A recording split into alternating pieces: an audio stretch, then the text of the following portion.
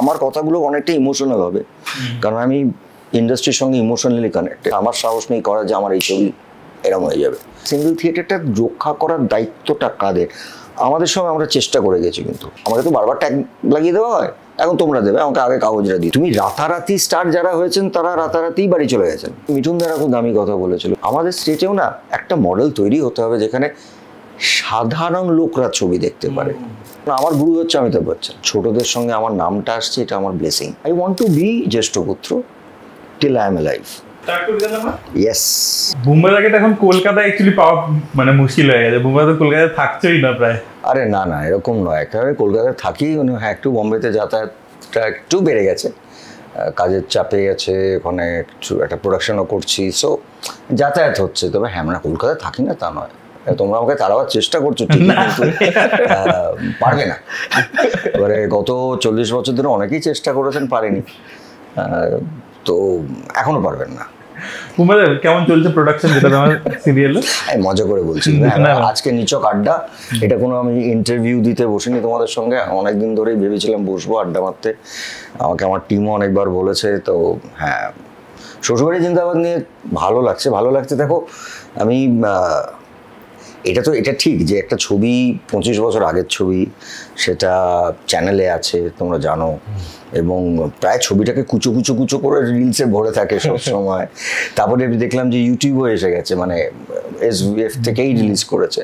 তো এটা ঠিক বক্স অফিসের জন্য নয়, মানে অনেকেই ভাবছেন এটা বক্স অফিস। আজকের দিনে দাঁড়িয়ে এই ধরনের ছবি যখন রিলিজ করা হয়, বক্স অফিস নিয়ে ভাবে না, এটা একটা মোমেন্ট। হয়তো আগামী 25 বছর পর যখন আলোচনা হবে, তোমরাই তো সারাক্ষণ মেইন স্ট্রিম নিয়ে কথা বলো, তো দেখো কিছু ছবি ধরো আজকে আমি আমার ছবির কথা বলছি, মনের মানুষ বা শঙ্খচিল বা শেষ পাতা, এই ছবিগুলো হয়তো 20 বছর পর অন্যভাবে দেখানো হতে পারে। আমি যতটুকু জানি আমার বেশ কিছু ছবি, বেশ কিছু কাজ বড় বড় ইনস্টিটিউটেও থাকে, মানে সেটা ঋতুদা, বুদ্ধদা, গৌতম দাদের কাজ করেছি, তো অতনু, একটু অন্যরকম ছবি যেগুলো, কিন্তু এইটা একটা মেইন স্ট্রিম ছবি। এবং তোমরাও জানো যে এই ছবিটা সেই সময় একটা ইকোনমি, আমি বলবো বাংলা ছবি যেটা ইকোনমি ছিল, সেটার থেকে একটা অদ্ভুত মানে টার্ন নিয়েছিল। তো সব মিলিয়ে আমার মনে হলো যে জামাই ষষ্ঠী 25 বছর, এটা তো আমি পারতাম না রিলিজ করতে, কারণ কোনো ছবিরই প্রযোজক প্রসেনজিৎ চট্টোপাধ্যায় নয়। তো কিন্তু তারা এটা ভেবেছিলেন যে এটা আনা দরকার, এবং হলে বড় স্ক্রিনে। এবং আমার সব থেকে যেটা ভালো লেগেছে সেটা হচ্ছে যে আমি যখন হাউসে বসে দেখছি, আমি যে এই ছবিটা বহুত দিন পরে দেখলাম, যখন আমাদের টাইটেল কার্ডটা গেল, তারপরে দেখলাম ইউএফও। ইউসি একটা ছবি আমরা করেছি সেই তোমার র স্টকে, সেটা ইউএফও ফরম্যাটে এসে হলে আসা, এটা মানে আজকের technology. I think that was a great moment for me. একটা জাস্ট ছোট জিনিস, তখন তার আগে তো 70mm ছিল না, তোমরা মানে সিনেমাস্কোপ ছিল না, শ্বশুরবাড়ি সেটা ইন্ট্রোডিউস করে। তো ওইটা তো তখন কি ওই প্রজেকশনও তো ছিল না, মানে হলে তো ছিল না, তো সেইটা কিভাবে তোমরা? মোটামুটি আমাদের তো তখন ব্যবসা হচ্ছে ধর্মতলা, মানে ডিস্ট্রিবিউশন মানেই ধর্মতলা, সব পর পর পর পর পর পর অফিস। তো পুরো ধর্মতলা, এবং এক্সিবিটররা বলেছিল তখন শ্রী ভেঙ্কটেশ ফিল্মস, হরনাথ দা, প্রসেনজিৎ চট্টোপাধ্যায়, ঋতুর কথাটা না, মানে এরা এই দলটা পাগল হয়ে গেছে, যেটা বাংলা ছবি করছে সিনেমাস্কোপে। কিন্তু দেখো, আমরা না প্রচুর আড্ডা মারতাম তখন, কারণ আমাদের কাছে সময়, আমাদের 3 শিফট 4 শিফটে কাজের মধ্যে আড্ডাটা হতো, কিন্তু সিনেমাটা কি হচ্ছে আর কি হতে চায়। তো আমার একটা খুব স্ট্রং অবজারভেশন ছিল, তোমরা বুঝবে, কারণ এটা ধরো আমি তো একদম ব্ল্যাক অ্যান্ড হোয়াইটে কাজ করেছি, তারপরে ধরো আস্তে আস্তে আস্তে আস্তে কালার এনেছি, সেটা তখন সুপার 16, কারণ আমাদের পয়সা ছিল না। তারপরে ওটা ওরো ফিল্ম, যেটা সবচেয়ে সস্তার রসটা, অমর সঙ্গে ওরো ফিল্মে হয়েছিল। তো আমার মনে হচ্ছিল যে কিছু ছবি খুব রিলিজ করছিল তখন, আমার না সবাইরই, কিন্তু যতটা ব্যবসা করা উচিত ততটা ব্যবসা হচ্ছে না। তো আমার একটা অবজারভেশন ছিল যে তখন অ্যাডগুলো চলতো না প্রচুর, সেগুলো স্কোপে, হিন্দি ছবি তো সিনেমাস্কোপে আসতোই, কিন্তু অ্যাডগুলো সিনেমাস্কোপে দেখতো, এবং অডিয়েন্সের পার্সপেক্টিভ থেকে আমার মনে হচ্ছিল যেই আমাদের ছবি রিলিজ করছে, ওটা দর্শক ভাবছে এটা ছোট ছবি। তো আমি বলেছিলাম একটা না ট্রাই করি আমরা ওয়াইড লেন্সের ছবি, এবং সেটার জন্যে থ্যাঙ্কস টু দ্য প্রডিউসার্স এবং হরদা, প্রভাকর আমার যে ক্যামেরাম্যান, আমরা কিন্তু প্রত্যেকটা লেন্স যতগুলো হলে রিলিজ করেছিল, আর তখন খুব স্পেসিফিক বাংলা হল ছিল, মানে সাবাবসেও এইগুলো হচ্ছে বাংলা হল। তো আমরা যে কটা হলে রিলিজ করেছিল প্রত্যেকটা লেন্স আনিয়েছিলাম। ইনফ্যাক্ট আমার এখনো মনে আছে আমরা ডাবিং করতাম রূপায়ণে, না এটা রূপায়ণে হয়নি, এটা হয়েছিল তালতলায় তখন এনএফডিসির একটা ডাবিং থিয়েটার ছিল, দুটোই রক অ্যান্ড রোল ছিল, সেখানেও কিন্তু লেন্স ছিল না, ডাবিং করবো কী করে, ওইখানেও এনএফডিসির রক অ্যান্ড রোলের ওখানেও আমরা লেন্স আনলাম ডাবিংয়ের জন্য। প্রত্যেকটা হলে কিন্তু লেন্স আমরা ভাড়া করে এনে লাগানো হলো। কিন্তু এই ছবিটার পরে যেটা হলো যে অটোমেটিক্যালি এর একটা নতুন টেকনোলজি রিভলিউশন যেটাকে বলবো সেটাও তৈরি হলো, এবং তারপর থেকে তোমরা জানো যে অধিকাংশ আস্তে আস্তে আস্তে আস্তে স্কোপে চলে গেল। শ্বশুরবাড়িতে আমরা অনেক কিছু করেছিলাম। প্রথম ফটোশ্যুট, আচ্ছা, মানে পোস্টার ফটোশ্যুট, তার আগে কোনো বাংলা ছবিতে পোস্টার ফটোশ্যুট করে হয়েছে আমার মনে পড়ে না। হাতে এঁকে পোস্টার হতো আগে তো ফটো না, আমাদের ছবি স্টিল নিয়ে, কিন্তু আমরা এই প্রথম সাত্তকী, মানে যে নিমাই ঘোষের ছেলে সাত্তকী ঘোষ, ওর স্টুডিও ছিল ওই লেক কালীবাড়ির, আমাদের ওই কর্নারটা যেখানে কালীবাড়িটা আছে, ওইখানে আমরা প্রথম ফটো শ্যুট করে শ্বশুরবাড়ি করলাম। তবে প্রতিবাদে সেটা পোস্টার একটা, কি বলবো, পোস্টার একটা ইটসেলফ একটা টার্ন নিয়ে নিল। আচ্ছা, মানে এই মেইন স্ট্রিম জায়গাগুলোকে খুব আমরা সবাই মিলে কাছ থেকে দেখে চেষ্টা করেছি করার। আচ্ছা আচ্ছা দাদা, এই ছবিটায় সেই সময় ছবিটাকে বাংলা ডিডিএল যে বলা হতো, এবং ছবিটা 2.25 কোটি টাকার ব্যবসা করেছিল সেই সময়। তুমি নিজেই কয়েকদিন আগে বলছিলে এই বিষয়টা, তো এই যে সাকসেস এরকম, এবং তুমি নিজেই বললে যে তোমরা অনেক কিছু ট্রাই করেছো, তার আগে যেরকম একটা রিসেপশন ছিল যে ছবিটা কি করতে পারবে, তো এই বিষয়টা একটু বলো, এরকম একটা সাকসেস, এরকম একটা ট্রেন্ড হওয়া। দেখো, ছবি যখনই আমরা যারা করি না, সেটা তখনই করি, আজও করি, ভবিষ্যতেও করব, যারাই করেন যেখানেই, প্রত্যেকটা মানুষকে একটা জিনিস বুঝতে হবে যে যখন সিনেমা যারাই বানাচ্ছেন তারা কিন্তু বেস্টেস্টটাই বানাচ্ছেন। মানে কেউ এইটা ভেবে সিনেমা বানান না যে আমার ছবিটা চলবে না বা লোকে নেবে না, ফাইনালি এটা দর্শক ঠিক করবেন। দেখো, এটা একেবারে ঈশ্বর, আমি মনে করি ঈশ্বর ছাড়া এটার উপর আর কারো স্ট্রেংথ নেই।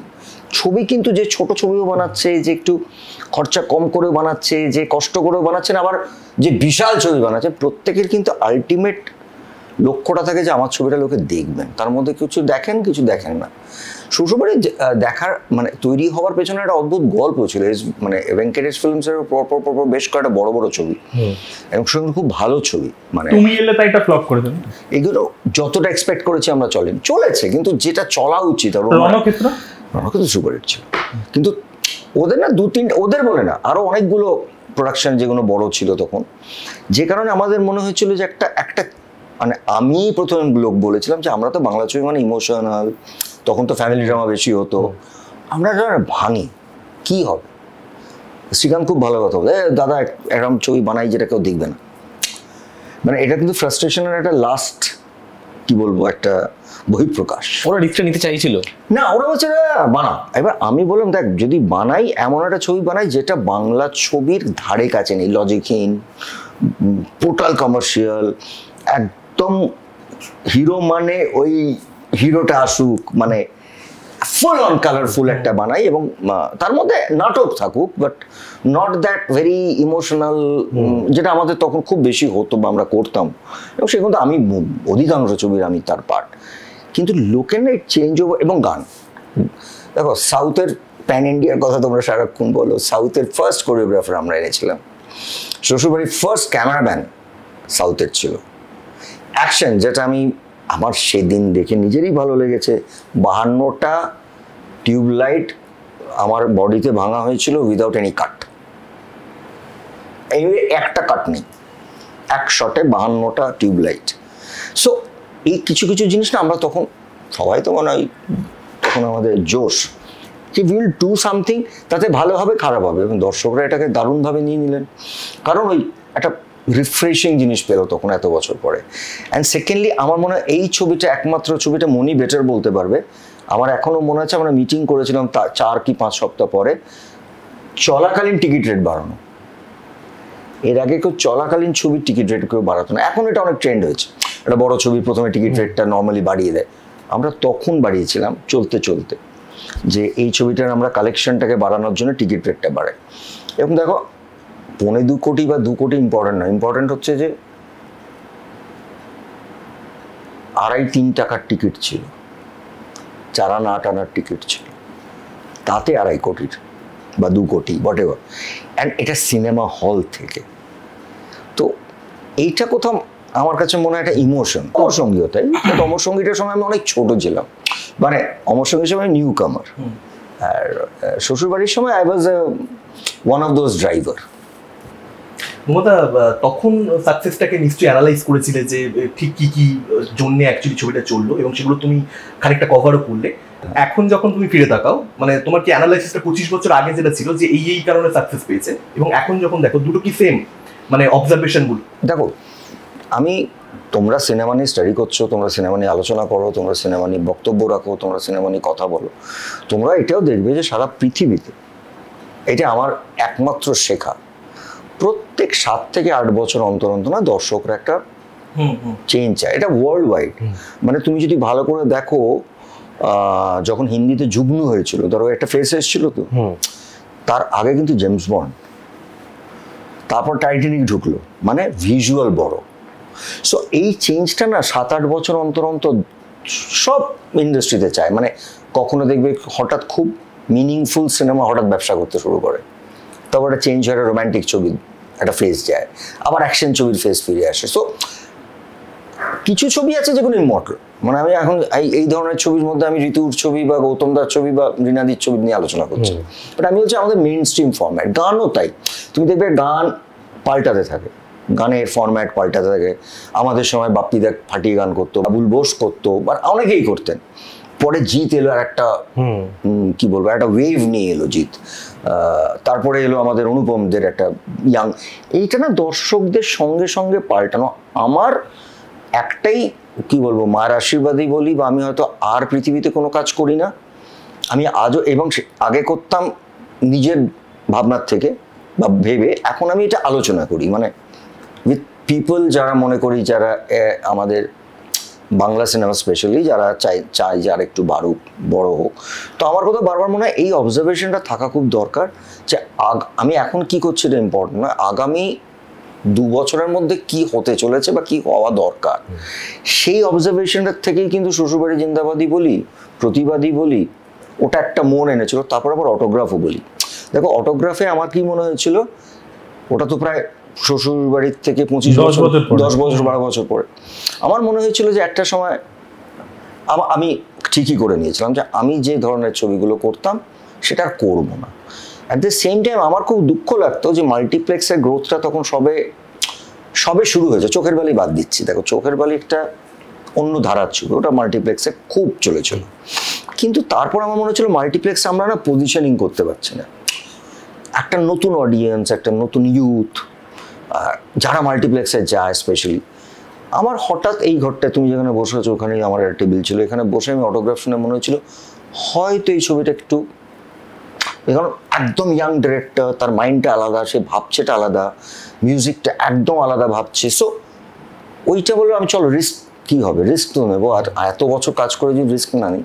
অটোগ্রাফ কিন্তু আবার একটা, আবার ওই SVF শ্রীকান্তের সঙ্গে আমার চোখের বালিও হয়েছে, আবার শ্বশুরবাড়ি প্রতিবাদও হয়েছে, আবার অটোগ্রাফ 22 শ্রাবণ হয়েছে। মানে আমার মনে হয়েছিল যে এরম একটা ছবি, তার আগে অঞ্জনদা খুব সুন্দর ছবি বানিয়েছিলেন, টনি একটা দারুণ ছবি বানিয়েছিল, কিন্তু ওই ব্যবসাটা মাল্টিপ্লেক্সে আমরা ঢুকতে পারছিলাম না সামহাও।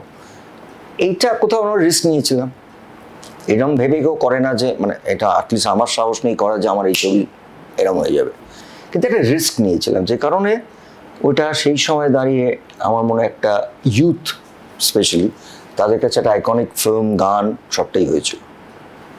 সো এই ভাবনাটা খুব ইম্পর্টেন্ট, জানো তো। আমার মনে হয় আমরা আজ কি করছি না থেকে যদি আমরা আগামী দিনটাকে একটু দেখার চেষ্টা করি সবাই, তাহলে হয়তো আমাদের সিনেমার ল্যাঙ্গুয়েজ, সিনেমার তো একটা ভাষা থাকে, এই ভাষাটা পাল্টাতে থাকে সময়ের সঙ্গে সঙ্গে। বুম্বাদা, আমি কদিন আগে একটা ইন্টারভিউ দেখছিলাম, একজন আমাদের বাংলাতে একজন অ্যাকশন করেন, উনি মানে ফাইট মাস্টার ছিলেন, ওনার একটা ইন্টারভিউ এসেছিল ফেসবুকে। তো আমি দেখছিলাম উনি বারবার বলছিলেন যে বুম্বাদা আমাদেরকে প্রচন্ড এনকারেজ করতো 90s-এ, যে ওয়ার নিয়ে আয় ম্যাড্রাস থেকে, কর, তারপর বুম্বাদা ম্যাট পেতে প্র্যাকটিস করতো। ঠিক আছে, তো অ্যাকশনটাকে তুমি চিরকাল করেছো আর কি, মানে সেই সময়। তো আমার কথা হচ্ছে যে আমরা এখন দেখতে পাই যে যখন যে বড় ছবিগুলো হয় অ্যাকশন ডিরেক্টর বাইরে থেকে আনতে হয়, মোস্টলি বম্বে থেকে বা সাউথ থেকে আনতে হয়। তো মানে তুমি বাদে অন্য কেউ বা অন্য কোনো প্রোডাকশন থেকে মানে অ্যাকশনের যে একটা ডিপার্টমেন্ট আছে, মানে তুমি যেহেতু এটা খুব পছন্দ করো আমি তাই জিজ্ঞেস করি, যেহেতু পুরুষোত্তম তুমি ডিরেক্ট করছিলে, দারুণ অ্যাকশন ছিল সেই সময় দাঁড়িয়ে, তো সেটা কেন কোনো গ্রোথ তুমি দেখলে না? মানে কারণ তুমি তো অনেকগুলো এরকম মেইন স্ট্রিম ছবি করেছো যেখানে প্রচুর অ্যাকশন, প্রতিভা। মানে আমি তোমাকে একটা ছোট্ট গল্প বলি, খুব ইন্টারেস্টিং। মানে তুমি যে কথাটা বলছো না, এগুলো আসলে আমার কথাগুলো অনেকটা ইমোশনাল হবে, কারণ আমি ইন্ডাস্ট্রির সঙ্গে ইমোশনালি কানেক্টেড। আমার যেদিন শ্বশুরবাড়ি দেখানো হচ্ছে ওই বসুশ্রীতে, সেদিন হঠাৎ মিশু বললো ওই ভিলেনটা আসছে তো, হি ইজ টু গুড।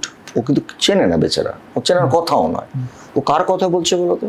বিমল, লম্বা চুল। 80% আমার ছবিতে বিমল ফাইট মাস্টারও ছিল, ফাইটারও ছিল, আর ওর চেহারাটা অদ্ভুত বলে ও আমাদের মেইন স্ট্রিমে একটা ইন্টারেস্টিং ক্যারেক্টার আমরা দিতাম। আর এগুলো কিন্তু আইকনিক হয়ে আছে। মানে একটা ফাইটের ছেলে, অ্যাকশন ছিল তো, অ্যাকশনের সে মাচাতে গিয়ে শো করে, আজও শ্বশুরবাড়ি জিন্দাবাদের ডায়লগ বলে, অ্যান্ড হি ইজ আর্নিং। আজকে কিন্তু আর ফাইট করতে পারে না ও, ঠিক আছে? এই যে আমার বক্তব্য হচ্ছে এই ছেলেগুলোকে না, আমি তোমায় বলি, যখন আমি না আমাকে তো বারবার ট্যাগ লাগিয়ে দেওয়া হয়, এখন তোমরা দেবে, আমাকে আগে কাগজরা দিত, এই রোম্যান্টিক হিরো, এই বিশ্বজিতের মতন, এ কথা বলা বিশ্বজিতের মতন, এ হাঁটা বিশ্বজিৎ বাবুর মতন, a romantic hero, A chocolate bar. তো আমি একদিন ঠিক করেছিলাম, যেটা আমি সবসময় চ্যালেঞ্জ নিয়ে থাকি, যে ভাই আমাকে না, ঠিক আছে সিক্স প্যাকস বানানোর দরকার নেই, আর আমি অ্যাকশন করবো। কারণ আমার গুরু হচ্ছে অমিতাভ বচ্চন, তার সিক্স প্যাকস নেই, হাতটা ঢাকার জন্য এত লম্বা শার্ট পরতেন। তো আমি তো ওনাকে দেখে বড় হয়েছি, আমি অভিনয় করে অ্যাকশন করবো। when I started doing action, আমি কিন্তু কোনো ঠিক করে করিনি। তখন এমন হলো যে প্রসেনজিতের ছবি যদি দুঃখের ছবিও হয়, অ্যাকশনটা চাই। মানে আমি স্টান্ট, আমি এতটুকু বাড়িয়ে বলছি না, স্টান্ট যে আমার নীল গাড়িটার দিকে লোকে এইরকম রিয়াকশন কি করে দিচ্ছে। ওইখানে তো যারা ছিল তারা সবই 24-25, আমি যেটুকু দেখেছি, হাউ কুড দে ডি, আমার ব্লু গাড়িটা দাঁড়িয়ে আছে, আমার অ্যাপিয়ারেন্স হয়নি, সিটি পড়ছে, মানে এত বছর আগের ছবি। এইটা না আমরা খুব ক্যালকুলেট করে আমি অ্যাকশন করতে শুরু করলাম, এবং আমি বোধহয় প্রথম ইনিশিয়েট করেছিলাম আমাদের ছেলেদেরকে নিয়ে এখানে ফাইটার অ্যাসোসিয়েশন। এবং আমার কাছে একটা চিঠি আছে, যখন আমি পুরুষোত্তমের কথা বললে, যে তখন তনু জেঠু একটা এখানে ছবি করছিলেন, পরশমণি বলে, if I am not mistaken, Tapas আর শতাব্দী ছিল। তনু জেঠু হাতে করে আমাকে একটা চিঠি লিখে পাঠিয়েছিলেন যে তুমি আমাকে 4-6টা ছেলে পাঠাবে, কারণ enter south, enter Bombay, enter কলকাতার ফাইটাররা আমার সঙ্গে ছিল।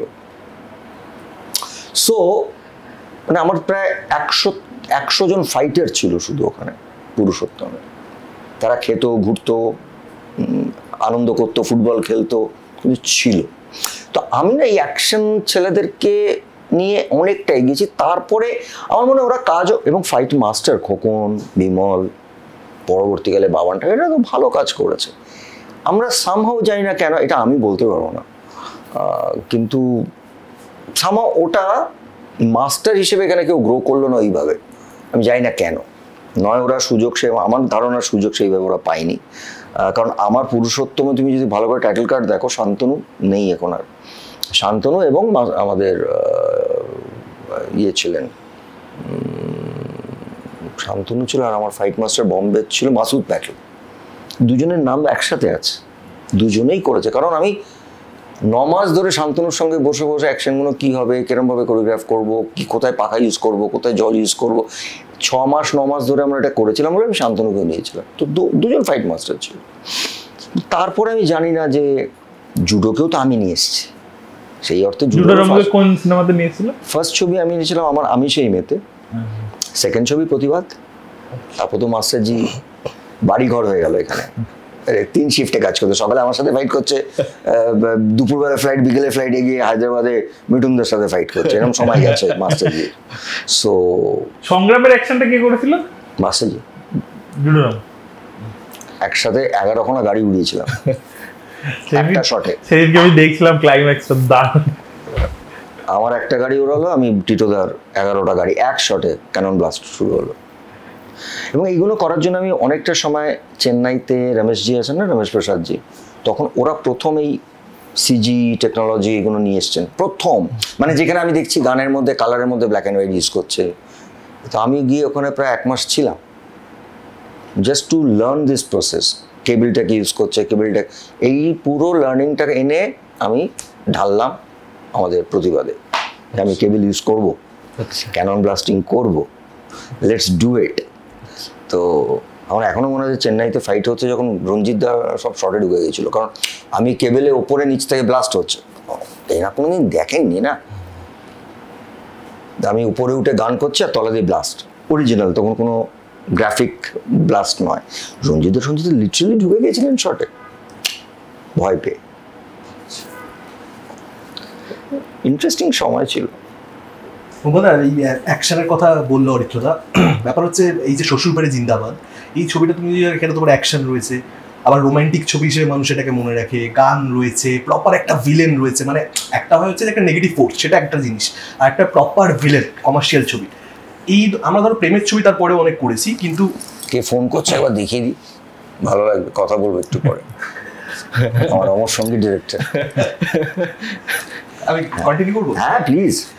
তো সেই ধরনের কমার্শিয়াল ছবিটা না বাংলা ফিল্ম ইন্ডাস্ট্রি আর বানালো না, এবং তুমি যদি দেখো লাস্ট বেশ কয়েক বছর ধরে সেভাবে আমাদের বাংলা ফিল্ম ইন্ডাস্ট্রি স্টার তৈরি হয়নি। এবার অ্যাকশন করা নতুন একটা ছেলেকে নিয়ে এটা আমাদের মার্কেটে একটুখানি এই মুহূর্তে ডিফিকাল্ট, বড় বাজেটের ছবি মাউন্ট করা, কিন্তু যদি প্রেমের ছবি হয়, প্রেমের ছবি দিয়ে কিন্তু নতুন হিরো তৈরি হতে পারে। তো আমরা শ্বশুরবাড়ি জিন্দাবাদের মতন ছবিটা ওটা কন্টিনিউ করলাম না কেন বহু বছর ধরে? আর আমরা এটা এদিকে, কারণ তুমি করেছো, তারপরে সেটা এত সাকসেস, তারপরেও আমরা ওটা তা কেন? আমি বলছি যে দেখো, হিরো, রোম্যান্টিক হিরো হোক, অ্যাকশন হিরো হোক, যাই হোক, আমি এটা আগেও বলেছি বহুবার, এটা কোনো বাড়িয়ে বলিনি।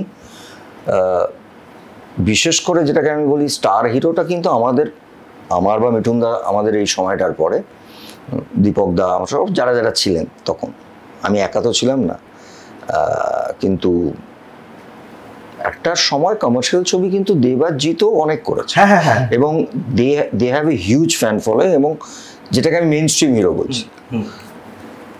আমার একটা জায়গাতে গিয়ে কোথাও মনে হয়েছে, এটা আমার হয়তো I am not very right, কোথায় থেকে গিয়ে আমরা এই জায়গা থেকে সরে গেছি, খুব অনেস্টলি এটা কেউ ক্যালকুলেট করে না।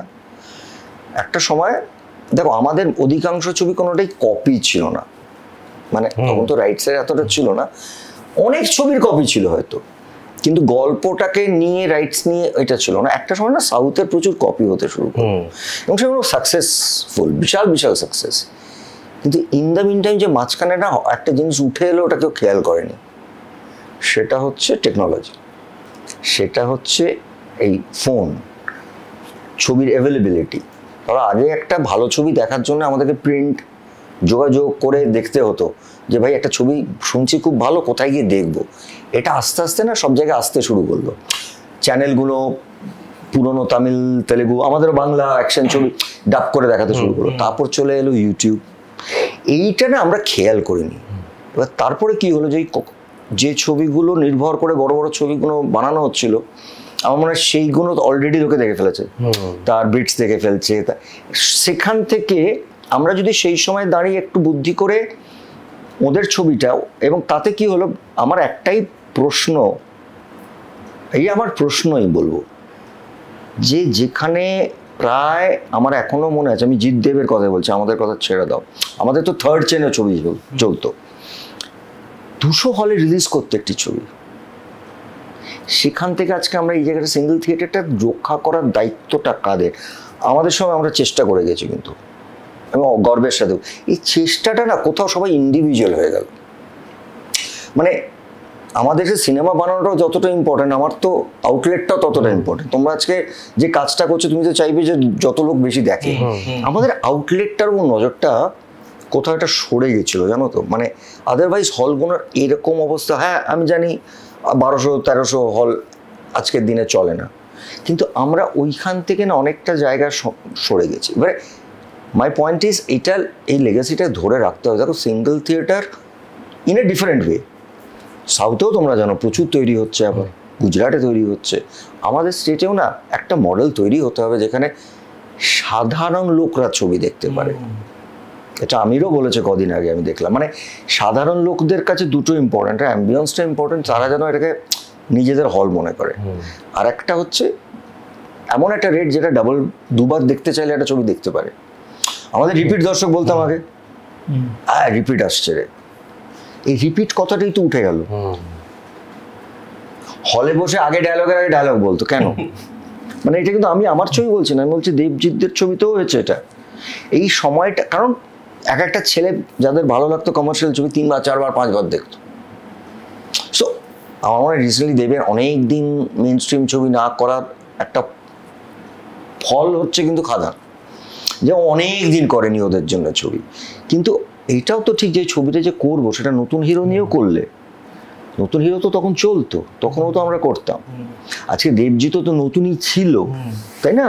ওরা দুটো ছেলেই তো আমার চোখের সামনে এলো এবং প্রোডাকশন তো তাদেরকে লঞ্চ করেছে, অঙ্কুশ এলো তারপরে। আমি বলছি কিন্তু প্রযোজকরা তাদেরকে নিয়ে লড়তে পারতো, কারণ জানে যে এত সিনেমা হল আছে, একটা দেবো, দুটো দেবো, তিনটে দেবো, চারটে দেবো করে আমরা স্টার তৈরি করে দেবো। এই চারটে ছবি অব্দি তো করতেও একটা হিরোকে নিয়ে, মানে তুমি রাতারাতি স্টার যারা হয়েছেন তারা রাতারাতি বাড়ি চলে গেছেন, কিন্তু ওই চারটে ছবি দিতে দিতে দিতে দিতে দিতে দিতে দিতে তারপর তাকে ঘরের ছেলে তৈরি করে দিতে হবে। যেটা আমার বক্তব্য, মানে আমাদের পরে জিৎ, দেব, অঙ্কুশ এই কটা ছেলেই আছে, তারপর আর আসেনি। এরা দুজনের বা তিনজনই কিন্তু একদম নিউ কামার নয়, they have been doing it for last around 20 years, so it's not a joke.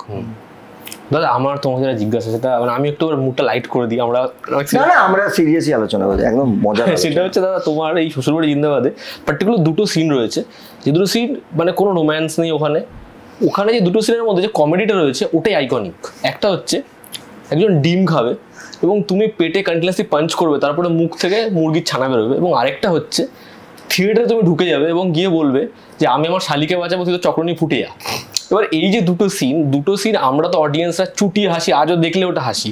তোমরা যখন শ্যুট করেছো তোমরা কতটা এনজয় করেছিলে, এবং তোমরা জানতে যে এটা এরকম আইকনিক হতে চলেছে?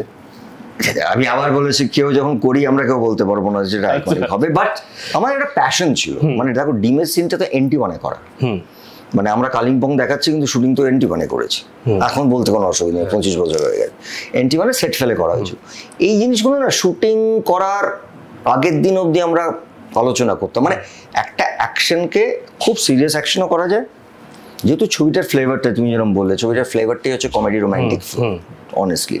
আর আমার ক্যারেক্টারটাই তো কমেডি, ও কখনোই সিরিয়াস হয়নি।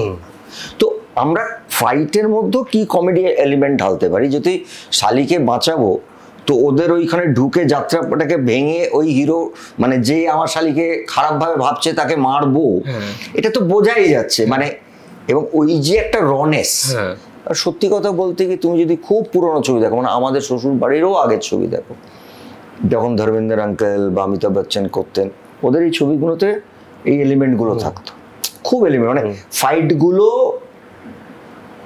একটা সময় এন্টারটেনিং, মানে লোকে ফাইটের সঙ্গে হাসেও, তো আমরা ওই এলিমেন্টগুলোকে না ঢোকাবার চেষ্টা করেছিলাম, সেটা ওয়ার্ক করে গেছে। এটা এরকম আমার ছবিতে আমি প্রচুর করেছি। বিশেষ করে দেখো আবার একটা পুরুষোত্তম, ওটা সিরিয়াস অ্যাকশন, ক্যারেক্টারটা ডিমান্ড করে।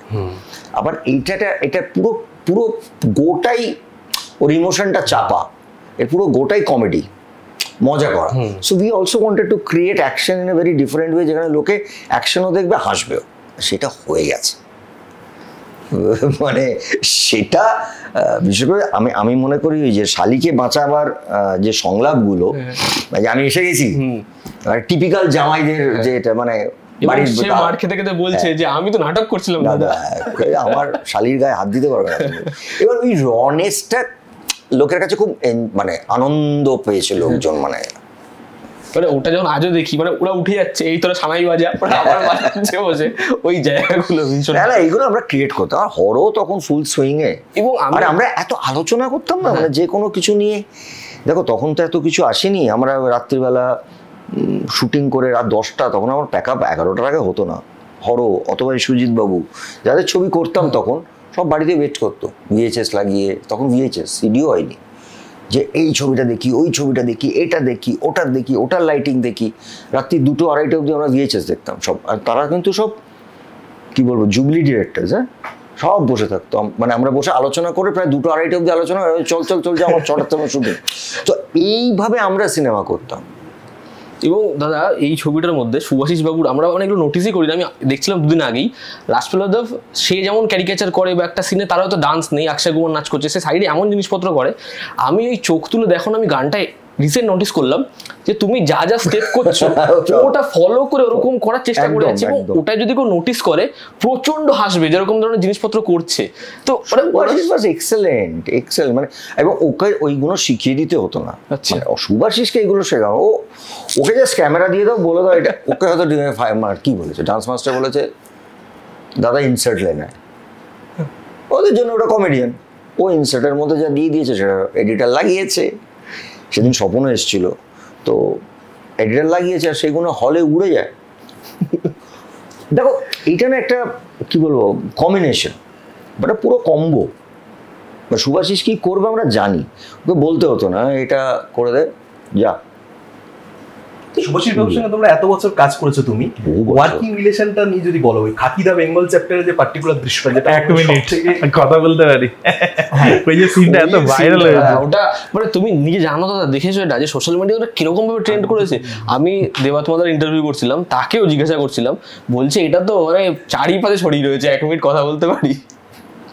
শুভাশিসকে আমি একটাই কথা বলতে পারি যে শুভাশিসের দুটো গল্প বলি খুব মজার। আমার সঙ্গে এত ছবি করেছে না, মানে ও এখনো যদি বাইরে গিয়ে শোটও করে, আমি যেটুকু শুনেছি যেন অনামিকাদি করলে ওরকম হয়, শুভাশিসকে জিজ্ঞেস করে তখন গুরু কোথায়, মানে প্রসেনজিৎ কোথায় কথাটাই জিজ্ঞেস করে না, কারণ ম্যাক্সিমাম ছবিতে আমি গুরু ও চালা।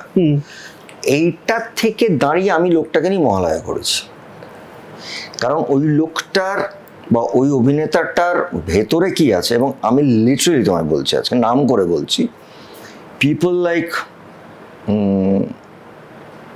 Vikramaditya Motwane, people like Anupam Kher. दादा आपने बहुत अच्छे, वो कौन है ওনারা জানে না, जो चीफ मिनिस्टर कौन है, ওর তুমি দেখবে ওরা অ্যাকশনের থেকে রিয়াকশন, থাপ্পড় মারাটা কিন্তু ইম্পর্টেন্ট নয়, ওর রিয়াকশন। এবং পরে পরবর্তীকালে আমি একটা সিনে যখন বলছি না ওটা হচ্ছে শুভাশিস,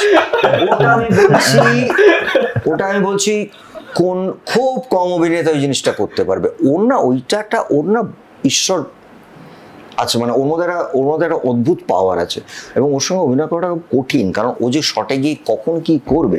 আমাদের একসময় আমরা যখন নতুন ছিলাম, অনুপ জেঠু ছিল এরকম, অনুপ কুমারের সঙ্গে সব হিরোরা, আমার বাবা টাবারাও বলতেন ওর সঙ্গে শট দেওয়া খুব ডিফিকাল্ট, অনুপ জেঠু শটে গিয়ে একটা জিনিস করবে, একটা জিনিস ফাইনালি ডেলিভার করবে।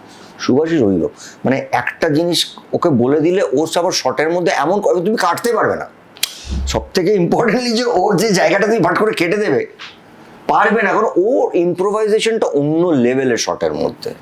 হি is too good an actor. আর খাকির এই দৃশ্যটা তো আমি আই ডোন্ট নো, মানে আমাকে আমার মনে আছে নেটফ্লিক্সে ফার্স্ট টাইম আমাকে বলেছিল you are so cool, you ठंडा आदमी है, हम लोग दादा आपको देखते हैं, आप कम बात करते हैं, कैसा किया आपने ये, how do I say did it, thanks to Utpal Dutt Vikas राय।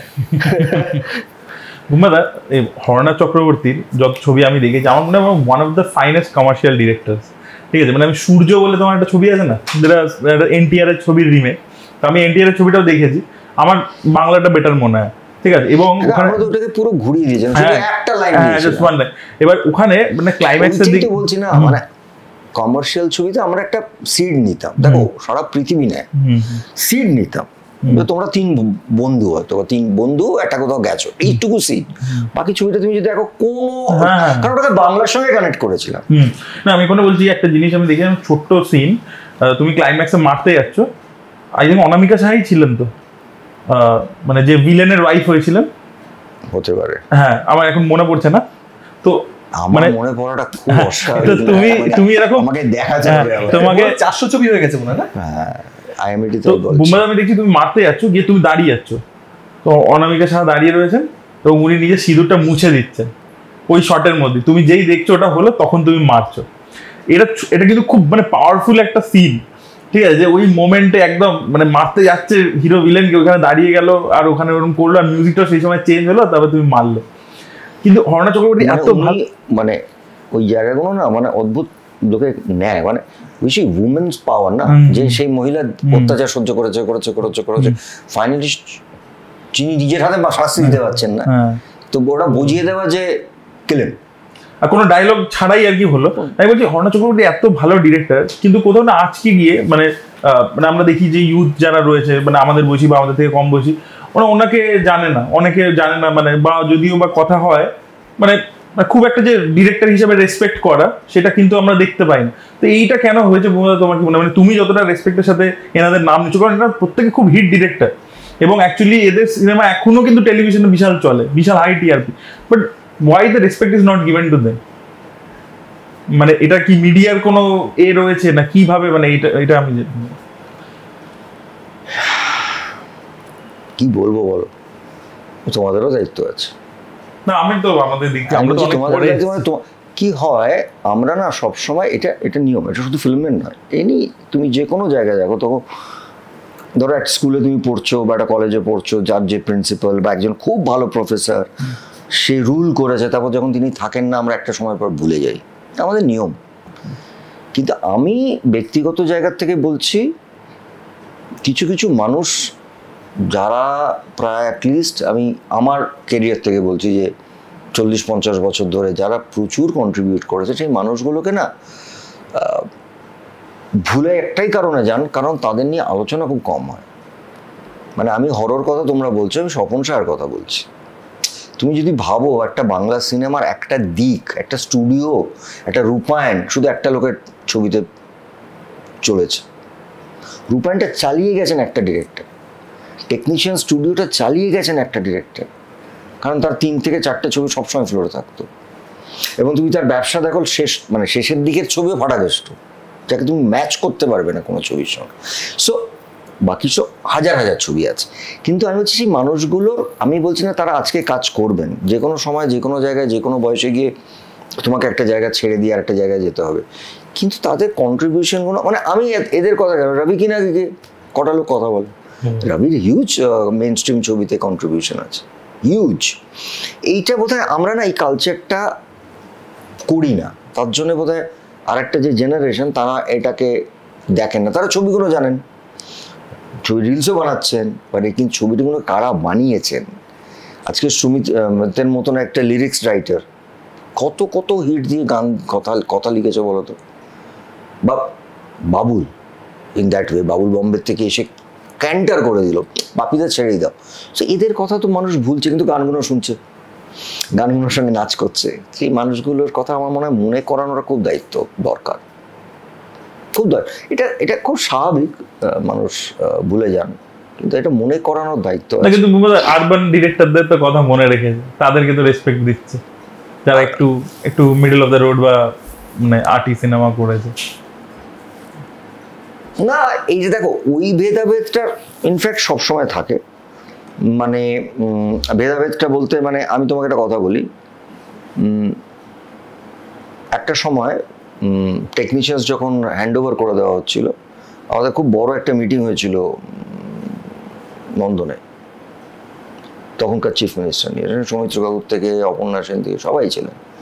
আমি তখন ইয়াং হিরো, কিন্তু ইয়াং এদের মতন নয়, এরা সিনিয়র আমার, তো টেকনিশিয়ান, শুধু আমি একটাই কথা বলেছিলাম যে আপনি স্বপন শাহ মানুষটি আপনার টেকনিশিয়ানসের যে জল দেয়, যে বাগানটা বানাচ্ছে, আমি বলছি সবাইকে যাদেরকে আপনি রেসপেক্ট দিচ্ছেন তারা কিন্তু প্রসাদে গিয়ে কাজ করছে, আর আমার ওয়েস্ট বেঙ্গল গভর্নমেন্টের যে ল্যাবটা রূপায়ণ, সেটা কিন্তু এই লোকটা চালাচ্ছে, যেখানে গিয়ে আমরা কাজ করছি।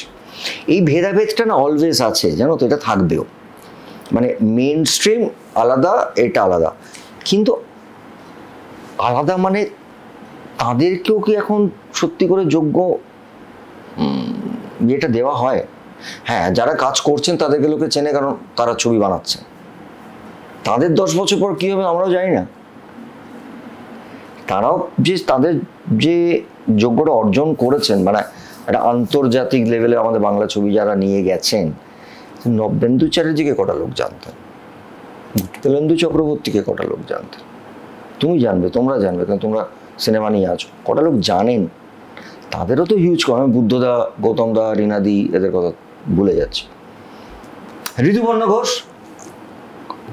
ঋতুপর্ণ ঘোষ চলে যাওয়ার পরেও রয়ে গেছে, কারণ একটা হচ্ছে ওর হঠাৎ চলে যাওয়া, ওর বয়স, আর একটা ওই লোকটা একটা তার মতন সিনেমাটাকে রিভলিউশনের মতন জায়গায় নিয়েছে, যে কারণে ইউথরা ওর ছবিটাকেও কানেক্ট করে আজকেও। ওর ছবিটা আর্ট ফিল্ম হতো না, ওর ছবি আজকের দিনেও মানুষজন কানেক্ট করে, ভেরি রেলিভেন্ট ফিল্ম বানিয়েছেন। কিন্তু আমরা কি সেই যোগ্য সম্মানগুলো তাদেরও দিতে পারি? আমার মনে হয় না, আই ডোন্ট থিঙ্ক সো। আমার ধারণা সেই সম্মানটা, আমি বলছি না সম্মান দেওয়া মানেই তাকে নিয়ে অনেক কিছু করতে হবে, কিন্তু যারা কন্ট্রিবিউট করেছেন তাদের একটা জায়গা থাকা দরকার। তুমি যেই সময় শ্বশুরবাড়ি জিন্দাবাদ করছো, সেই সময় তুমি একটা উৎসবের মতো ছবি করছো, যেটা বহু অ্যাক্টরের ক্ষেত্রে হয় যে আমার এরকম ধরনের ছবি সাকসেসফুল হচ্ছে, তো আমি এরকম ধরনের ছবি করি। তুমি এমন একটা ছবি করছো যেটা পুরোপুরি 180 ডিগ্রি হিসেব মতো উল্টো, এবং উৎসবও সাকসেসফুল হচ্ছে, শ্বশুরবাড়ি জিন্দাবাদ তো ম্যাসিভ সাকসেসফুল হচ্ছে। 19 এপ্রিলের মতো একটা ছবি যেখানে তোমার ক্যারেক্টারটা প্রলং, মানে প্রচুর ছবিটা জুড়ে নেই, কিন্তু এই যে তুমি দুরকমভাবেই তুমি মেনটেন করে এসছো এখন পর্যন্ত, এটা কিভাবে? মানে আমি আজকে তোমার ধরো তুমি 2010 সালে ডিসিশন নিলে যে আমি একটা অটোগ্রাফ করবো বা একটা 22 শ্রাবণ করবো, কিন্তু তুমি ডিসিশনটা নিচ্ছ 2000 সালে। সেই মানে তুমি যদি দেখো, মানে খুব, এটাও আমি বলবো আমার মার আশীর্বাদ, দর্শকের এবং বাবা লোকনাথ বাবার, মানে আমার ওই বছরটা তো আমার জীবনের একটা শ্রেষ্ঠ বছর। রাম লক্ষণ 50 সপ্তাহ, চোখের বালি একদিকে, মানে রাম লক্ষণ একটা ম্যাসিভ লেভেলের হিট, আর পাশেই কিছুদিনের মধ্যে দুটোতেই আমি একটুটা, ওটাতে রাম আমি লক্ষণও, আবার চোখের বালিতে আমরা দুজন।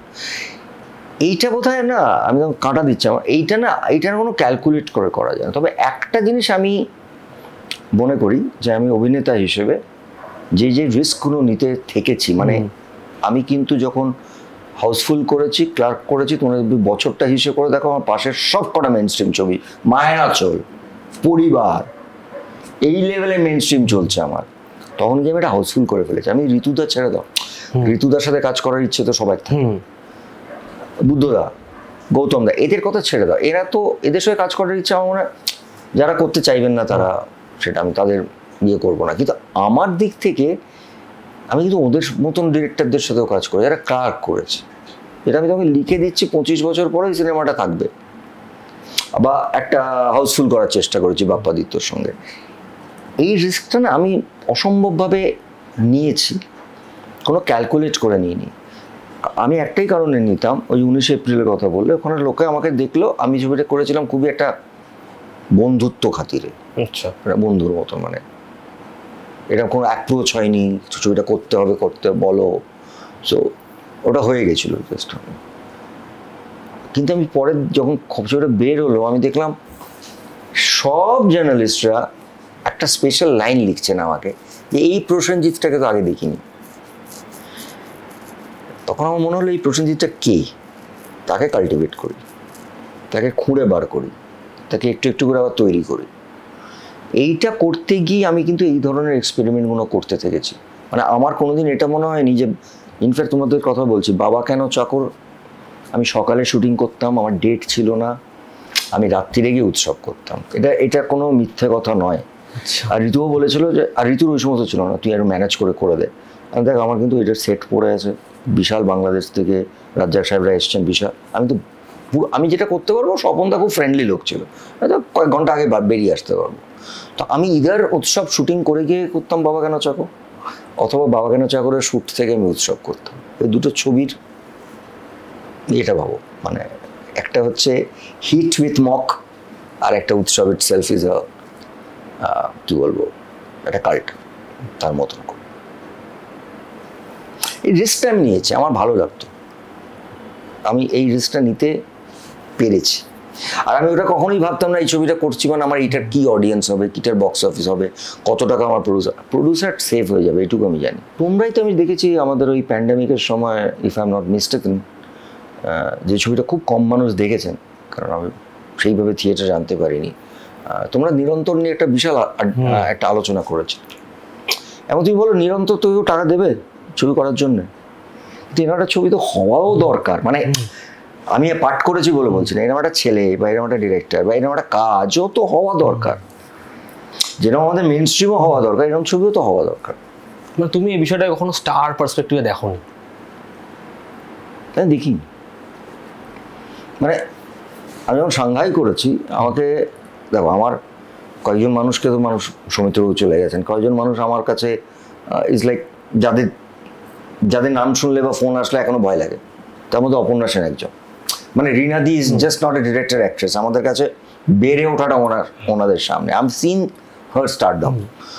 তো রিনাদি সাংঘাই দেখে আমাকে ফোন করেছিলেন, ওটা আমার কাছে সব থেকে বড় পাওয়া, ওইটুকু তো রোল। ঋতু তো বলেই ছিল। আর রিনাদি শেষ পাতায় না নিজে কোনোদিন বইতে লেখেন, যে বইটা বেরিয়েছে স্ক্রিপ্টটায়, রিনাদি ওয়াজ লাইক, আমার যদি বাড়িতে আসবি। তো আমার কোথাও মনে হয় এটাও দরকার, আবার ওটাও দরকার। আর আমি না ওই জিনিসটা খুব, তুমি বলতে পারো খুব অল্প বয়স থেকে নিয়েছি। এবং এই যে বলে না এটাতে স্টারডাম এফেক্টেড হয়ে যায়, এটা হয়ে যায়। আমি টেলিভিশন করেছি ভাই।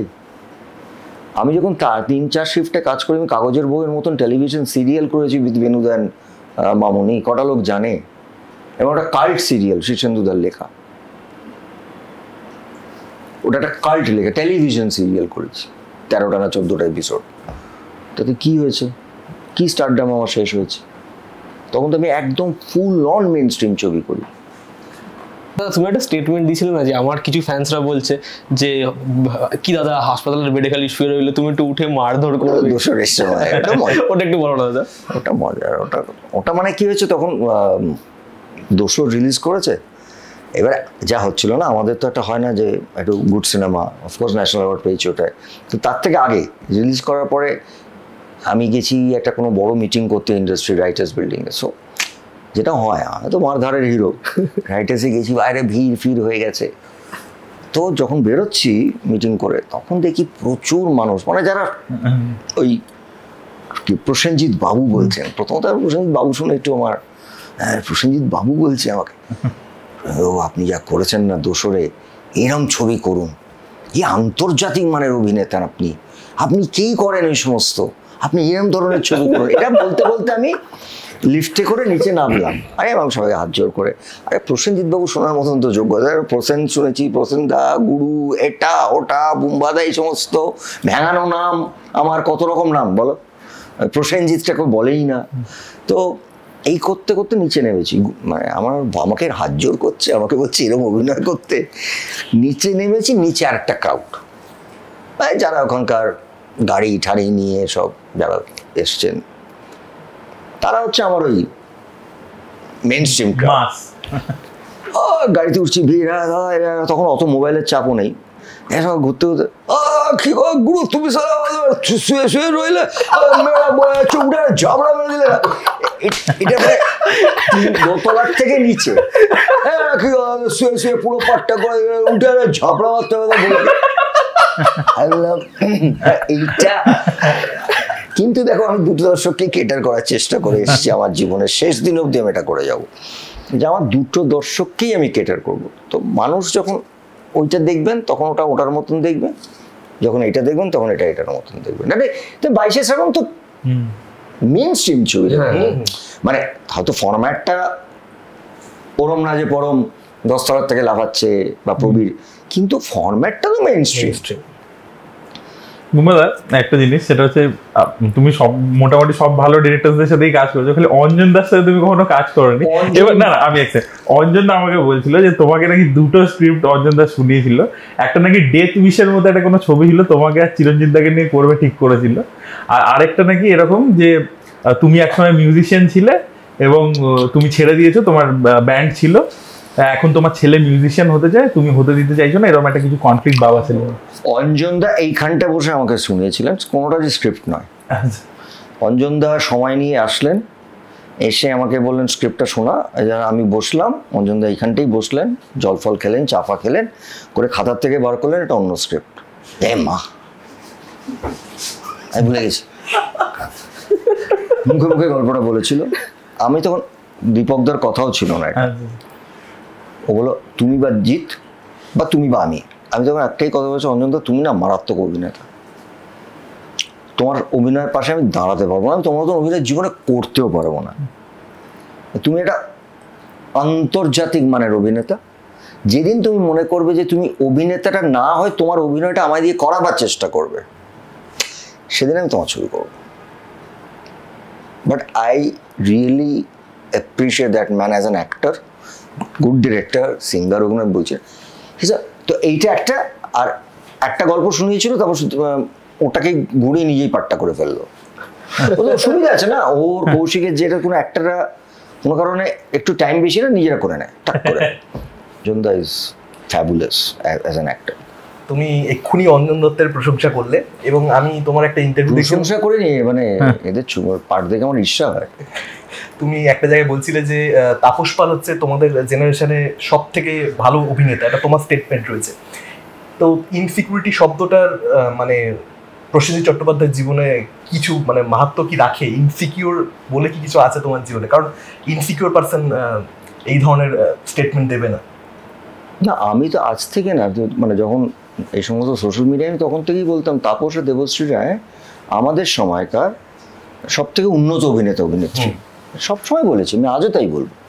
এবং তাপস একটা সময় অভিনয় ছাড়াটা আমার কাছে ওর প্রতি একটা অভিমান বলতে পারো, রাগ বলতে পারো, কারণ আমরা একসাথে বেড়ে উঠেছি। শোনো, ইনসিকিউরিটির কথা বলছো না তুমি, আমার ফোনটা আমি এক্ষুনি খুলে দেখাবো, এক্ষুনি তোমাদের সামনে। সকালবেলা 8:30 থেকে 9টার মধ্যে বৌঠানের একটা গুড মর্নিং আমার কাছে আসে, আর এই নামটা আমি দিয়েছি যখন বৌঠান বিয়ে করেছে তাপসকে, ওই সময় শি ওয়াজ অ্যারাউন্ড 20 ম্যাক্সিমাম। আমাদের সম্পর্কগুলো ইনসিকিউরিটির জায়গা থেকে হয়নি কোনোদিন। আমি ছবি করতে পারিনি, মানে আমাদের না একটা ইউনিট আমাদের উপর নির্ভর করতো, মানে ধর হরদার ইউনিট, সুজিতের ইউনিট, অনুপের ইউনিট, এই ইউনিটটা মানে আমার ছবি করলে, এবং আমার সঙ্গে অনেক অ্যাসিস্ট্যান্টও ডিরেক্টর হয়েছে। মানে আমার লাইফে আমি 50টা অ্যাসিস্ট্যান্টকে ডিরেক্টর তৈরি করেছি, এটুকু আমি দায়িত্ব নিব। মিঠুনদাও করেছে, মানে যারা দেখেছি এদের সঙ্গে এডি, দাদা আপনি হ্যাঁ বললেন না, প্রডিউসারটা টাকা দেবে, কর না, মিঠুনদাও করেছে প্রচুর। সো আমাদের রামলক্ষণ প্রডিউসার কে ছিল, জগদীশ পান্ডে, যার লাইট সাপ্লাই করতেন তারা, কিন্তু সে তাকে উত্তমজিৎ একবার সাপোর্ট করেছিল, তারপরে পরবর্তীকালে সে প্রডিউসার হয়ে গেল, রামলক্ষণ, 100 সুপার হিট ছবি সব। কিন্তু আমি না এরকম হয়তো, তাপস শোন না, আমি না এই ডেটটা না দিতে পারছি না, ম্যানেজ করতে পারছি না রে, শিফট করেও ম্যানেজ করতে পারবো না, তুই এই ছবিটা করে দে না, তাহলে ওই ইউনিটটা চালু হয়ে যায়। আবার ও আমায় ফোন করে বলতো, আমি না এটা পাচ্ছি না রে, তুই করে দে না এটা কি ইনসিকিউরিটি বলে? তোমরা তো পাশাপাশি শুতেও না যখন একসাথে টানা শুটিং? আমার মার কাজ করেছে রে ভাই ও, এর চেয়ে বড় কিছু। আমার মা চলে যাওয়ার পরে আমাকে এসে বললো যে মাসিমা তো আমাকে বড় ছেলে বলতো, আমি তোর সঙ্গে বসে কাজটা করবো। তো আমার সঙ্গে বসে তো আমি, আমার বোন আর তাপস একসঙ্গে কাজ করেছো। ও আউটডোরে গেলে আমার মাকে ফোন করে বলতো মাসিমা আমি বাইরে যাচ্ছি, তখন ধরুন জাস্ট জন্মেছে, মা টেক কেন, ও তো বাড়ি চন্দননগরে, তখন ওই ফ্ল্যাটে থাকতো, মা দেখাশোনা করতো। আমার মা আউটডোরে গেলে সব থেকে আগে খাবারটা তাপসের জন্যেই গুছিয়ে রাখতো, কারণ খেতে ভালোবাসতো।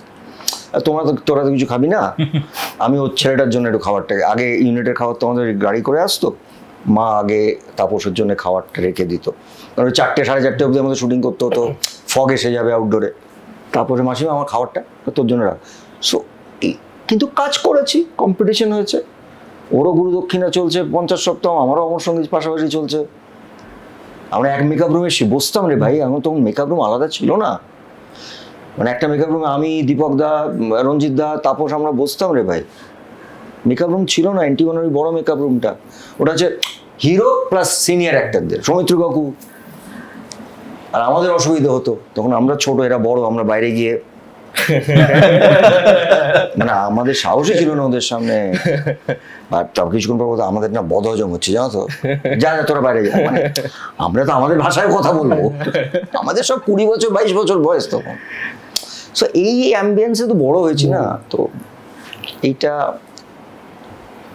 আচ্ছা দাদা, একটা বিষয় বলো, গেম অফ থ্রোনসে একটা সিংহাসন রয়েছে যেটাকে আয়রন অফ থ্রোনস বলা হয়। আমি দেখলাম একটা ট্রেলার লঞ্চে শ্রীজিৎ মুখার্জি তোমাকে মিস্টার ইন্ডাস্ট্রি বলেছে, এবং তুমি ওটাতে বলছো না এই কথাটা আমাকে বলো না, এবং আমরা তো ইন্ডাস্ট্রি তোমাকে বলি। তো আমার সেটা থেকে মনে হয় যে এটা কি ওই আয়রন অফ থ্রোনসের মতো এই সিংহাসনটা, যে কারণে তুমি এই ইন্ডাস্ট্রি ট্যাগটা নিতে চাও না? না, ইন্ডাস্ট্রি ট্যাগটা তো প্রথমত আমার দেওয়া নয়, তোমাদেরও দেওয়া নয়। এটার একমাত্র দেওয়ার কারণটা হচ্ছে সৃজিত মুখার্জি, কারণ এটা তো অরুণ চ্যাটার্জি হওয়ার আগে কোনোদিন হয়নি।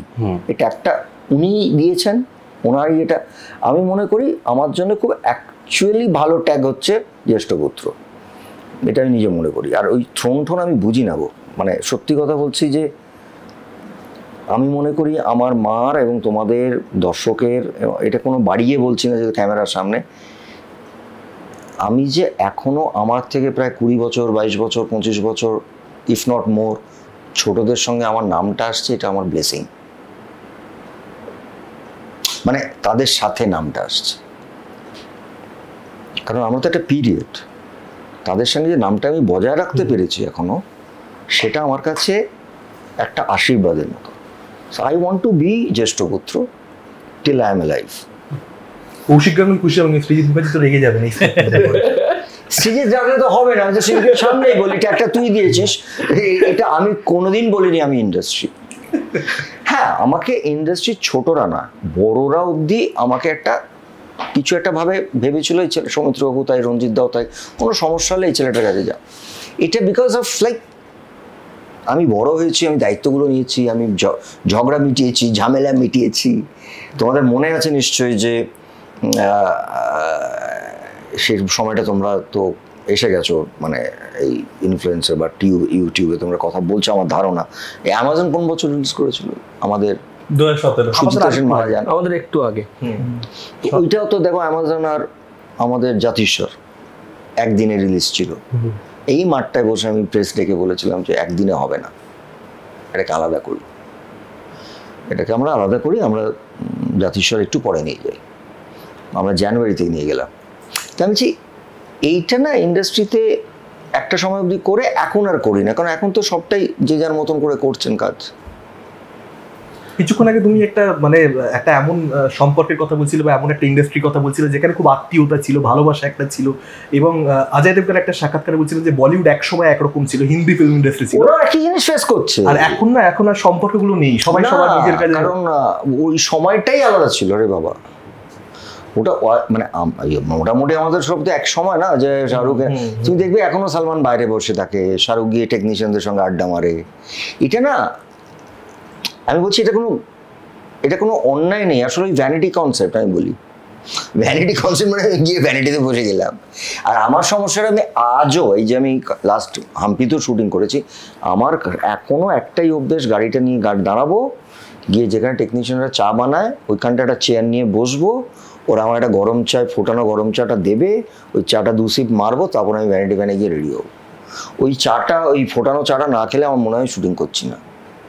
ওটা কিন্তু আমি জুবলিতে, তুমি যদি কাউকে জিজ্ঞেস করে নাও, মোর তো অনেকটা সময় আমার সঙ্গে ছিল, কাউকে জিজ্ঞেস করে নাও, ফার্স্ট কথা হচ্ছে দাদা আয়েগা তো গাড়ি সে আকে চায় পিয়েগা। ওদের ওখানেও কিন্তু আমি একই সিস্টেম, আমি ভ্যানিটিতে যাবোই না, আমার রেডি হয়ে গেলে ভ্যানিটিতে স্ট্রেট সেটে, আমি ভ্যানিটিতে বসতে পারি না, আমার কষ্ট হয়। ওই কোলাহল, চেঁচা মিচি, লাইটের ছেলেরা কথা বলছে, টেকনিক, ওটার মধ্যে দিয়ে তো আমাকে কাজটা করে, আমরা এটাতেই বড় হয়েছি না, আলাদা বসতে পারি না। মুম্বাদা পুজো 2025 দেবী চৌধুরানী এটা নিয়ে আসছো, তারপর থেকে তো বিশাল একটা কন্ট্রোভার্সি শুরু হয়ে গেছে, তুমিও ডাকাত, দেবদাও ডাকাত। কন্ট্রোভার্সি কিচ্ছু নেই, আমি বলছি একটা তো আমি ছবিটার প্রযোজক নয়, ছবিটা তৈরি হয়েছে ভালো, ছবিটা অনেস্টলি আমরা চেয়েছিলাম 14ই আগস্ট আসুক, 15ই আগস্ট, মানে আমরা চেয়েছিলাম বলতে, যেহেতু ছবিটা জানো তোমরা, মানে গল্পটাই তাই, তো সেরমভাবে কথাবার্তাও এগিয়েছিল।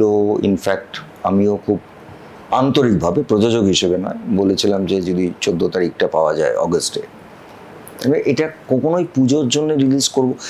এখন যেটা দাঁড়িয়ে গেছে, আমার মনে হয় প্রযোজকদের স্ট্যান্ড পয়েন্ট হয়ে গেছে যে যদি আমরা আসি পুজোয় আসবো, নাহলে ছবিটা রিলিজই করবো না। কারণ দেখো ছবিটা গল্প দুটো আলাদা, কিন্তু সামহাও ফ্লেভারটা তো থাকবে। তাহলে এই ছবিটা না আর অন্য সময় আনা যায় না, তারা আবার বছর 1.5-2 পরে আনতে হয়। মানে যদি 14 তারিখে এসে যেত না ছবিটা, কিন্তু আমাদের কোনো পুজোর প্ল্যান ছিল না, আজও নেই, কিন্তু পুজোর প্রযোজকরা অ্যানাউন্স করে দিলেন। আমি তখন বোম্বেতে ছিলাম, দেশের আমরা যদি 5টা হল পাই, 5টা হলেই আনবো, এখানে কোনো ফাইট নেই। দেখো যে যার ছবি তার নিজের যোগ্যতায় চলবে, এটা কেউ কিচ্ছু করতে পারবে না। কারোর ছবি পৃথিবীতে, আমার মিঠুন দারা খুব দামি কথা বলেছিল, যদি একটা লোক বলে দেয় না ছবি রিলিজের আগে এই ছবিটা এত টাকার ব্যবসা করবে, সে পৃথিবীর সব থেকে বড় লোক হয়ে যাবে। সবাই তার কাছে আসবে, জিজ্ঞেস করবে তাকে, সে বলে দেবে এই ছবিটা এত টাকার ব্যবসা করবে, ঘরে বসে সে আর্ন করতে পারে। Cinema is the biggest risk in you never know. শোলের সামনে জয় সন্তোষীমাও হিট করেছিল, লোকে ভুলে যায়। তাই জন্য ছবি ইটসেলফ কথা বলে। আমরা ছোট ছবিও দেখেছি বড় হয়ে যেতে, বড় ছবিকেও দেখেছি ছোট হয়ে যেতে। আর আমার কথা হচ্ছে দেব তো সব থেকে বেশি জানে যে বুম্বাদার সব ছবি, সেখানে আমার ছবি থাকলেও আমি দেবকেও সাপোর্ট করব, আমি শিবুকেও সাপোর্ট করব, কারণ আমার ওখানে রোলটা জ্যেষ্ঠ পুত্র। আমার ছবি, আমি একজন পারিশ্রমিক নিয়ে অভিনেতা, প্রযোজকরা ঠিক করেছেন সে ছবিটা রিলিজ করলে যেটুকু তাকে সাপোর্ট করার আমি করব। আর এটা আমার নিজের বলছি, এই ছবিটা যদি আমি কিছুক্ষণের জন্যে একমাত্র একে ভুলে যাই, মানে রঘু ডাকাতকে, এবং আমি জানি রঘু ডাকাতের স্কেল কি, সবটাই জানি, এই ছবিটা যদি দেবের অন্য কোনো ছবি আসতো না, মানে ধরো এটা বাঘাযতীন আসছে বা কাছের মানুষ আসছে বা যে কোনো ওর অন্য কোনো ছবি বা আমাদের দশম অবতারের ছবি, আমরা কিন্তু ইজিলি কালী পুজো চলে আসতে পারতো। মানে ওইটাই কোনো কম্পিটিশন হতো না, এটা কোনো অনেস্ট কথা বলছি। ছবিটার অনেক কিছু এক। এবারে ওকে ধরে এই ছবিটা আমি যদি 14 আগস্ট শেষ হয়ে যেত, কোনো প্রবলেম হতো না।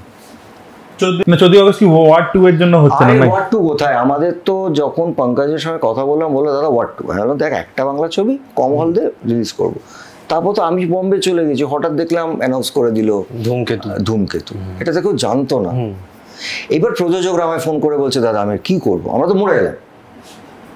আর 15ই আগস্ট এরম না কিন্তু বাম্পার সেল হবে, কিন্তু আইডিয়াটা এটা ছিল যে ওটার আগে আসে এবং উইকেন্ডগুলো অ্যাটলিস্ট আমরা একটা যদি ছবি রিপোর্ট ভালো বেরোয় এবং আমার ধারণা মানুষজন ভালো লাগবে, আমি তোমায় বলছি। আচ্ছা, কম্পিটিশন নিয়ে তো কথা হলো, কিন্তু দেবদা জিদ্দা বুম্বাদা একসঙ্গে কবে আসবে? এটা মাসেসদের কোয়েশ্চেন করতেই হবে। এটা আমার ধারণা, আমি অ্যাজ এ জ্যেষ্ঠ পুত্র এল্ডার ব্রাদার দুজনকে আমি আলাদা আলাদা করে অনেকবার বলেছি। আমার এমন কোনো মিটিং হয় না যেখানে এই কথাটা হয় না। এই দুই ভাইকে বোঝানোর দায়িত্বটা তোমরা। I am ready. তুমি তো বলেছো ইন্টারভেলেও যদি এন্ট্রি ওরা ঠিক করে দেবদা জিদ্দা, তাহলে তুমি করবে? হ্যাঁ, মানে এটা ইন্টারভেল, আমি বলছি গল্প ঠিক করে পরিচালক আনা, এরা দুজনকে আগে ঠিক করতে পারে, দুজন আমরা একসঙ্গে করবো। আমি চাও ঢুকে যাবো। আসলে যখন দেখো দুজনই না, শুধু একটা নয় এখন। হ্যাঁ, আমি তো দেখো দেবের প্রোডাকশনেও কাজ করি, জিদের প্রোডাকশনেও কাজ করি, দিদের সাথেও কাজ করলে, ওদের প্রোডাকশনেও কাজ করেছি, তোমরা জানো। সো আমি একজন অ্যাঙ্কার হিসেবে আমি চাই সত্যি এরকম তিনজনে মিলে একটা ছবি করি। তো আমার মনে হয় এটা একটা করা খুব দরকার বলে এটা আমার মনে হয়। এটা আমাদের নিজেদের স্বার্থে, ওরা প্রযোজক হিসেবে কাজ করুক না, আমি অভিনেতা হিসেবে কাজ করি। তো পড়াটা বুম্বাদা আরো ইজি, কারণ ইউনিভার্সের একটা চলে এসেছে আমরা জানি। মানে পার্ট 1 এ তোমার স্ক্রিন টাইম বা দেবদা স্ক্রিন টাইম কারণ কম হয়, সময় নষ্ট না করে তাকে বোঝারে ভাই। আচ্ছা, যখন কম্বোর কথাই হচ্ছে, চিয়ান বিক্রম তার ছেলেকে যখন একটা ছবি করলো মাহান, ধ্রুব সেখানে কাজ করলো, কৃষণজিৎ, আমরা এটা নিয়ে নীরব আলোচনা করছিলাম। এমন কি একটা ছবি হতে পারে যেখানে তুমি ছবিতে রয়েছো, তুমি মেবি অ্যান্টাগনিস্ট বা তুমি প্রোটাগনিস্ট, একটা পয়েন্ট অফ দুজনের ফেস অফ হচ্ছে, এরকম একটা ছবি যেখানে কৃষণজিৎ ডেবিউ করছে, বাট ছবিতে তুমিও আছো। আর বুম্বাদা এরকম একটা রিউমার পড়ছিলাম যে এসডিএফ নাকি একটা ছবি করছে, মিশুকে লঞ্চ করছে। I have nothing to say about this. আমি এইটুকু জানি, ও মাঝে মাঝেই বম্বে আমি পাঠিয়ে দিই, ও নিজের মতন করে অ্যাক্টিং ক্লাস করছে, ভালো ভালো জায়গায় যাচ্ছে, নিজেকে প্রস্তুতি নিচ্ছে, এইটুকু আমি জানি। তো আমি জানা 10 বছর আগে যে কথাটা বলি, 10 বছর পর আমার কথা একই থাকে। আমি ওকে লঞ্চ করবো না, কারণ আমাকে কেউ লঞ্চ করেনি। এইবার যদি ওর গুণ দেখে, ওর দেখে কোনো প্রযোজক এখানকার হোক বম্বের হোক লঞ্চ করে, তো করবে, ওটা ওর কপাল, হি হ্যাজ টু ফাইট। না, যদি সেই ছবিতে তোমাকে অ্যাপ্রোচ করে সেই ছবিতে, আমি বুঝবো আমার চরিত্রটা। আচ্ছা আচ্ছা, ক্যান আই গেট দ্যাট? ওইখানটা আমি কিন্তু হিটলার। আচ্ছা, আমার 3 সিনের পার্ট দাও, আমি শুধু চাই যে আমাকে জায়গাটা দাও, নাহলে খাকি করতাম না। হ্যাঁ, আমাকে জায়গাটা দাও, আমি জায়গাটা যদি লক করতে পারি, I know I will get it. আর বুম্বাদার লাস্ট কোয়েশ্চেন, এটা করে শেষ করবো, অনেক টাইম নিয়ে নিয়েছি তোমার। বিজয়নগরের হিরে ডিসেম্বরে আসছে, তো এই কাকাবাবু ফ্র্যাঞ্চাইজিটা একটা কাইন্ড অফ রিবুট হচ্ছে, নতুন ডিরেক্টর, তুমিও অ্যাজ এ প্রডিউসার রয়েছো, হরদাকে দেখলাম ক্রিয়েটিভলি ইনভলভ আছেন, তো এই নতুন ভাবে আবার কাকাবাবুটাকে চালু করবার কি পরিকল্পনা, কিভাবে? কাকাবাবু আমরা করতামই, মানে কাকাবাবুর করতামই। আর আগে 3টে পার্টে ছিল কি ফরেন লোকেশন ছিল, এবারে এখন ফরেন নেই, মানে কি হয়েছে, ফরেন লোকেশন তো প্রথম কথা তো সেকেন্ডটা ফরেন ছিল না, ওটা তো উপায় ছিল না বলে ফরেনে যেতে হয়েছে। কিন্তু গল্প ওয়াইজ এবারে আমরা ভারতবর্ষকে এক্সপ্লোর করব, আর চেষ্টা করা হয়েছে খুঁজে বার করা যেটার মধ্যে ধরো গল্পর ভাগটা বেশি, ট্রাভেলার নয়, সেরকম গল্প। এবং সৃজিতের সঙ্গে আলোচনা করেই আমরা নতুন পরিচালক এনেছি যে কি হয় 3টে ছবি হয়ে গেছে না, এবার আর একটা ইয়াং ডিরেক্টর হয়তো তার পার্সপেক্টিভটা একটু আলাদা করবে। কারণ কাকাও বলতেই আমরা একটা মিশরের পরে একটা চোখে ভাসে, এটাই ধরন, আমরা একটু ধরনটাকে বাচ্চাদের ছবি। আর আমার মনে হয় যে মেটেরিয়াল আছে না বিজয়নগরে, গল্পের মেটেরিয়াল, সেটার জন্যই আমরা বেঁচেছি। আমরা তো 3টে গল্প নিয়ে, তারপর 2টো স্ক্রিপ্ট রেডি, মোর এক্ষুনি দেখিয়ে দিতে পারবো, 2টো স্ক্রিপ্ট রেডি, এটা করবো না এটা করবো, এটা করবো না। আপনারা দেখলেন না গল্প ওরিয়েন্টেড করি, কারণ মানুষজনের একটা চোখ হয়ে গেছে না, মরুভূমি দেখবো, বরফ দেখবো, ওটা না, এবার এটা গল্প। তোমরা জানো তো একজন লোক গেস্ট রোল করেছে এটাতে। থ্যাংক ইউ বুম্বাদা, thank you so much. Thank you.